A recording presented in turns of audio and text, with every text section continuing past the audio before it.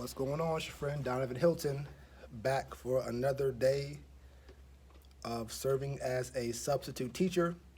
And I think on my last video I had the same shirt on, so don't call me out on it.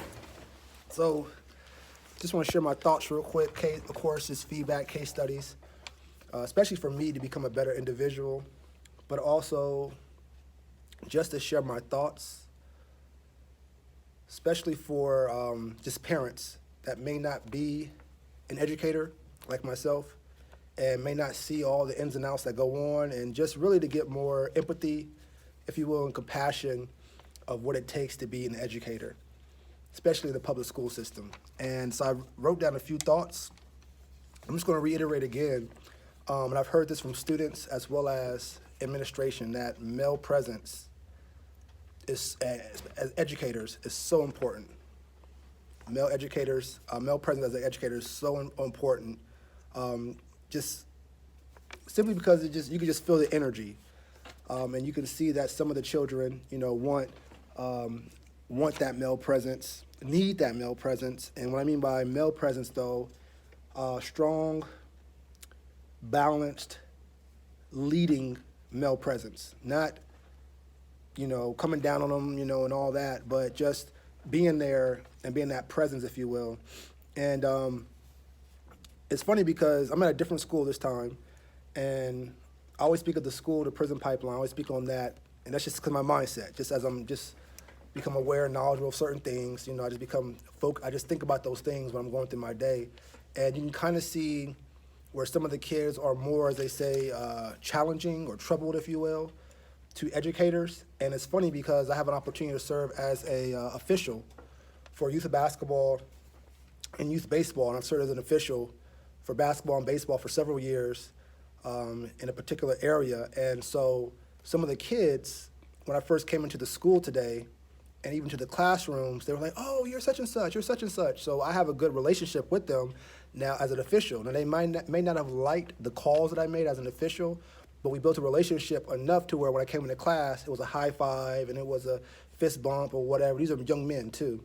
And what's so significant about that is those same kids that were like, "Hey, how you doing? Oh, you're going to be our teacher today?" Those are the ones that were, I was told that they're the challenging kids, or they're the ones that's going to give you trouble. And I can get that because they're passionate young kids. I get that. But at the same time, just having that at least recognition or respect, if you will, not like all the way respect, but just respect where they know who you are. And usually the trouble kids or the challenging kids that I saw are more of the ringleaders for the class. They're like the leaders. And so just kind of just knowing who they are, and then also getting their background from other people's perspective, and me already knowing them, it just dawned on me at the time is, okay, well, it's very important to build leadership skills. Like, that to me is what it's about. How do you build leadership skills? So I've been using that theme today, all day, for the kids. And I've always told them that really, from a maturity standpoint, age is nothing but a number, and we want to focus on you becoming a leader. Let's develop you becoming a leader, and still be creative, still express yourself, but within the boundaries, let's focus on becoming a leader. So if we're walking down the hall, are you going to use your inside voice? Can you stay straight? Can you stay behind the individual in front of you? Can you keep your hands to yourself? And just really praising individuals for that. Now, don't get me wrong, because, and again, I respect the educators here, and some of these folks have been doing this for years and years and years. So I get, the mindset where eventually it's like, "Hey, don't play with me," or don't play around. I get it, because I say that to say, because as a youth, as an official for youth sports leagues, I've been officiating in this particular area now for 4 years. And I get a lot of praise because people say, "Oh, you're one of the best officials." Even though I don't make all the right calls, I miss a lot of calls. But one thing I've noticed is, for me, when I go on the court, before or into the baseball diamond, I like to just welcome everybody, give everybody a fist bump. "How you doing? How's your day? How was school today?" And then I also give my respect to the coaches before the game, and even during the game, when the players are screaming and yelling because they didn't like a call, or coaches are screaming and yelling when I don't like a call. It's always a teaching moment, especially being an official. It's always a teaching moment. In the moment as an official, you bring that energy back to the coaches, because sometimes it's a teaching moment for everyone. So the coaches might not like the call, so they're screaming, yelling, maybe even cursing. I've had coaches kick trash cans onto the court. And at the time, I could have given them a technical, I could have ejected them, but it's a teaching moment for us all. And so what ends up happening is over the years, the parents as well as the coaches respect the way I move because they know they're giving me a hard time. Some of them give me a hard time because they're trying to test the boundary to see how far they can go. Or they're just being passionate about the game and they're making their decision, and it just takes a while for them to realize that, hey, I need to be a good example and be a leader for the young adults.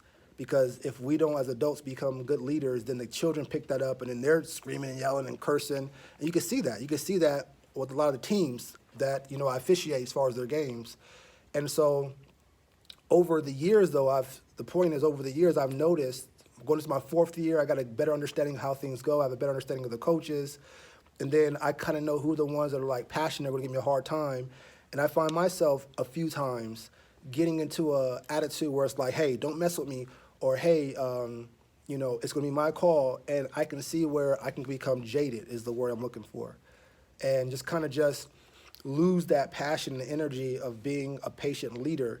And the moment I get into that position as an official, it takes away from the game, it takes away from the experience. And so it's the same thing dealing with these children. The moment I get away from the passion of being patient and educating them, the moment, it just changes the trajectory and the energy of what's going on here. If all this makes sense, I'm trying to put a whole lot into a little.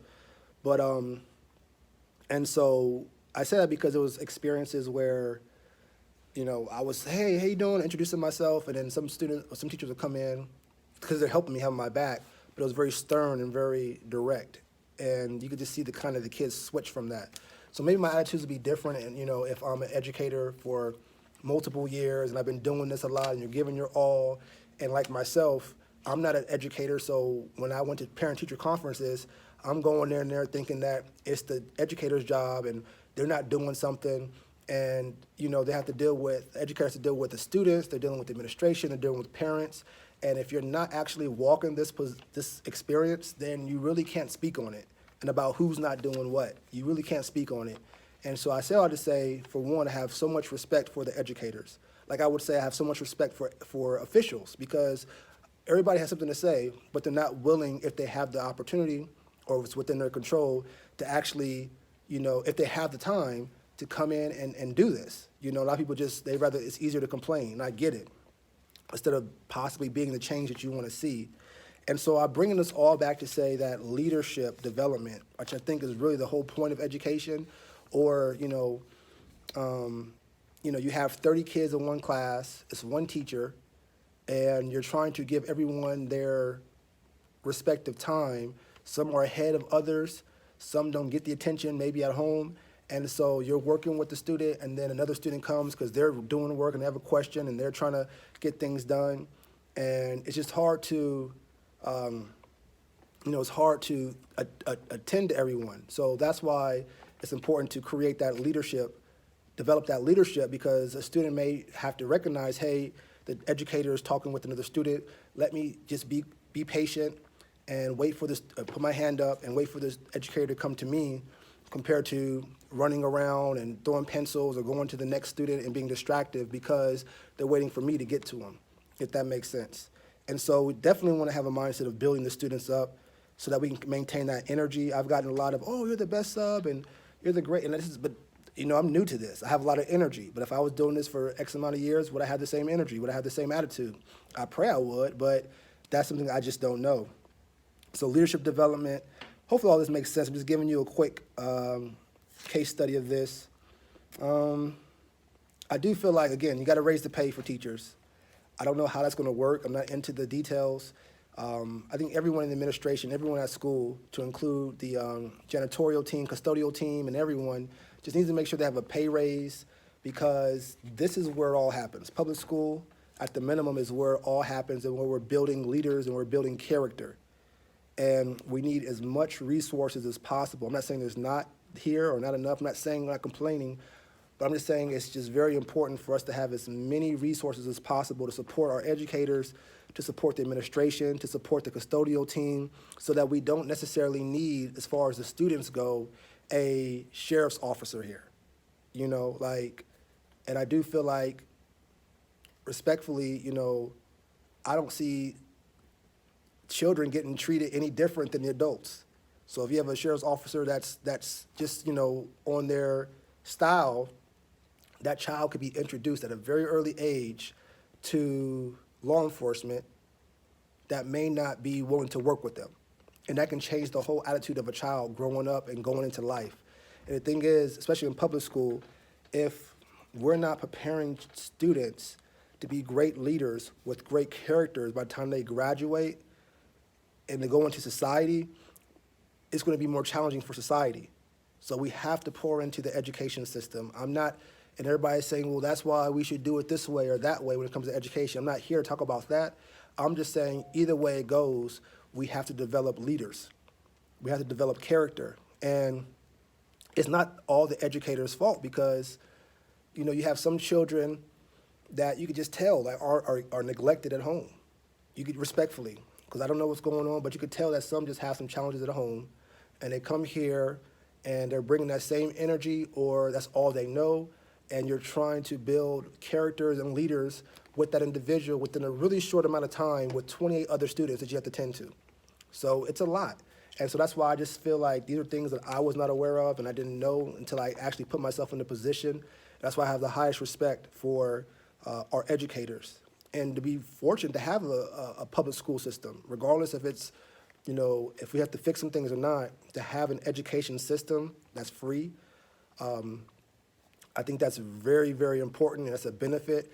It's just within that system, we want to make sure that as parents first, or guardians first, we're developing leaders and characters, so that when they come to, that way when they come to school, it's easier for the educators, because the educators shouldn't have to be everything for the child. And then when they go home, you know, they miss out on that, if that makes sense. Let me know if you have any questions that you'd like for me to speak on or share as far as my insight and experience as a substitute teacher. Throw it out there. If you want to follow my work, there should be 2 links to emails, or 2 links that will direct you to join my email listing. Lord Danavan Hylton. For those that don't know, I serve as a business and creative advisor to business, government, and community leaders on helping them get more insight, access, and resources in urban areas, especially in the areas of business development, community engagement, and just relationship management overall. I also run a sales and marketing consulting firm, Hylton Elite Marketing Agency, in which our firm provides business development and community engagement outsourcing for brands that want to do a better job of increasing their customer base and community presence in urban areas. So there should be 2 links to direct you to both of those email newsletters so you can stay up to date. Send me some questions. Check out my website. Send me some questions you want me to speak on. I can share my thoughts and insights. And again, thank you for support. I thank all the educators out there for trying their best. I know it's not easy. And again, educators have transformed to being just much more than educators. They're more than that now, and it's not easy. So I just wanted to tip my hat off and thank you all for your hard work and giving back and doing your best. Another thing I wanted to point out was, especially for those that, like I said, some of the children may be more difficult than others, but some of the kids that are difficult, I noticed that because I was an official for a particular sport, and their coach, who I've known for several years, again, male presence, strong African-American male presence in these children's lives, because these children that were in my class happened to be with this coach for several years. And the coach, we know each other very well. I believe some of my sons played on the coach's team. Very respected, very grounded, high leader, high character individual. And because the children know that I'm very good friends with the coach, when they were in the class and I was introducing myself and giving my instructions, those kids were saying, yes, sir. And again, it's not a big deal, but you can see the power of male presence and strong male presence with leadership and character. Because those kids, if they didn't know me from Adam, probably would have been saying yes, sir. Because a lot of the kids weren't saying yes, sir, but they were trying their best. But those that were coached by this, were trained by this coach for a number of years. This coach is highly respected, demands respect for yourself as an individual, and demands respect for your parents as well as to be on the team. And he's won like 3 championships in a row, knows what he's doing. He works in the juvenile court system, works with a lot of kids that are at risk. And so there's a certain expectation. So I already knew, because they were on the coach's team, that if I went to the coach and gave a bad report or something like that as far as the child not doing what they're supposed to do, that wouldn't sit well with that student. And so the fact that they're saying yes, sir, off the back, it was just amazing to see, like, hey, if you do have strong male presence, it's not about male presence, but if you do have strong male presence, and again, African-American males, and I'm talking about, it's so important to me because we're talking about young African-American males, so important.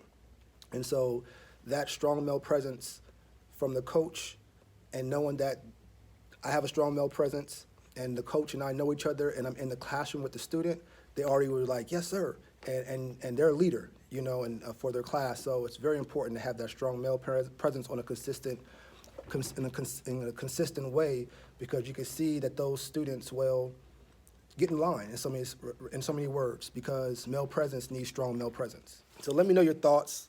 Let me know what you think. Appreciate y'all, and make sure you like, follow, subscribe, and all that good stuff. See you in the next video. Peace.